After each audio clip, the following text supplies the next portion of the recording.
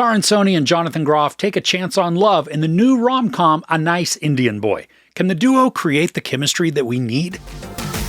When Naveen brings his fiancé Jay home to meet his traditional Indian family, they must contend with accepting his white-orphan-artist boyfriend and helping them plan the Indian wedding of their dreams. So Karan Soni is the driver for this movie, embodying some of the familiar quirks and charisma that he's brought to other performances. Now, he's also kind of a downer for a lot of this story, looking at the world as half full and lamenting when he'll actually find love. And right from the start of the story, we learn that his character, Naveen, is gay, and he has supportive parents, even though Naveen has never brought a boy home, meaning the parents have never actually experienced life with a gay son's relationships. Now, the emotional immaturity that Naveen shows, it can be frustrating and disheartening, but it also sets up the inevitable strife that the storytelling will convincingly bring. More than once, I just wanted to slap the character upside the head because he was getting in his own way and creating easily avoidable issues. Now, Soni has some great comedic timing, leaning heavily into snark and sarcasm, but sometimes twinged with a little sadness. And the relationship we're shown between Naveen and his parents feels believable as both sides struggle to live an honest life and feel seen and accepted. Now, when Naveen meets Jay, who's played by Jonathan Groff, in this temple, he's instantly smitten. And I love the reaction that the film captures. I mean, it's an instant attraction, but comes across as something deeper, like Naveen has seen his soulmate, and then he botches it. I mean, the humor, it isn't always laugh out loud funny, but there were many times that I chuckled because of expectations not being met and then watching that frustration play out. But something else that brings along, it's a sense of melancholy. I mean, like any good rom-com, there has to be some tension and conflict. Otherwise, it can just become a flat watching experience. And while the conflict's trajectory is predictable, it also works with the relationship building. And as a natural consequence of that, we get some angry and hurtful conversations. And I love that this isn't always sunshine and rainbows. I mean, the story takes enough of a beat during the complications to allow us to question what the outcome could be. And even though the synopsis at the start was provided by the film company, I don't think it's wholly accurate. I mean, Naveen's parents are accepting of him, but they also have extremely high expectations for him, just simply being their son.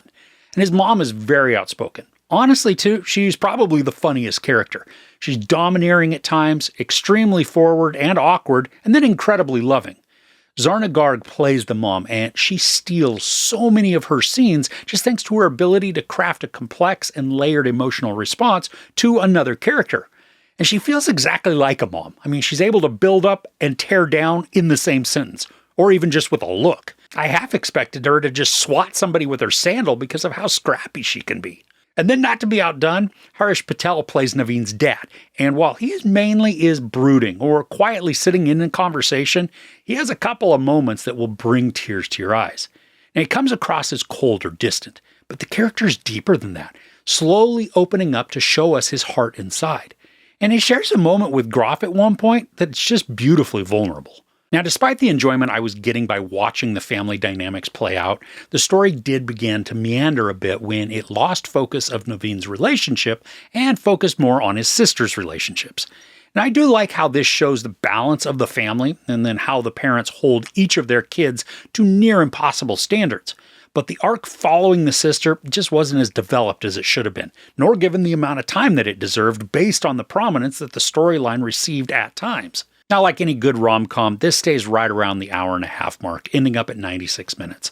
Aside from the less interesting sister portions, the story moves through its phases efficiently. Sometimes that means the story skimps a bit or fast-forwards through time a little, but never enough to hamper the cohesiveness. And there's some good and realistic chemistry between Soni and Groff, which I think makes their characters' budding relationship believable and engaging.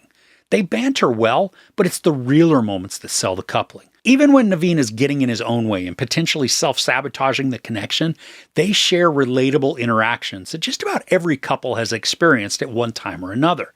And these are complemented then by the friendships that both Naveen and Jay bring into their relationship. They have friends who love and protect them, but also don't pull punches when it comes to telling the truth. Sometimes these exchanges are humorous. Other times they're cringy and just feel like the script was trying just a little too hard to be clever. Naveen has a coworker and friend who's played by Peter S. Kemp. Now, he complements the cast well, especially because he's extra. I mean, everything is larger and flamboyant with him, which he fully embraces and then goes after with abandon. but there comes a point when the character comes across as trying too hard, and that then broke me out of the story illusion for a bit. And I know it's a minor thing, but just be aware that there can be too much of a good thing when it comes to this character. I think all in all, A Nice Indian Boy is a sweet and sour rom-com. The sweetness comes from the personalities of Jonathan Groff, Zarna Garg, and Harish Patel, while the contradictorily sounding sourness is on full display from Karan Soni. And the clash of emotions creates engaging dynamics and beautifully raw moments, but it also runs the risk of turning you off of the central character. And even though some minor arcs feel more like tangents than story builders, the end result of the film will leave you smiling and possibly crying, but in a good way. There's sex, no nudity, bunch of profanity, and no violence. I give A Nice Indian Boy 3.5 out of 5 couches. So have you seen any memorable rom-coms lately? I'd love to hear about them in the comments below.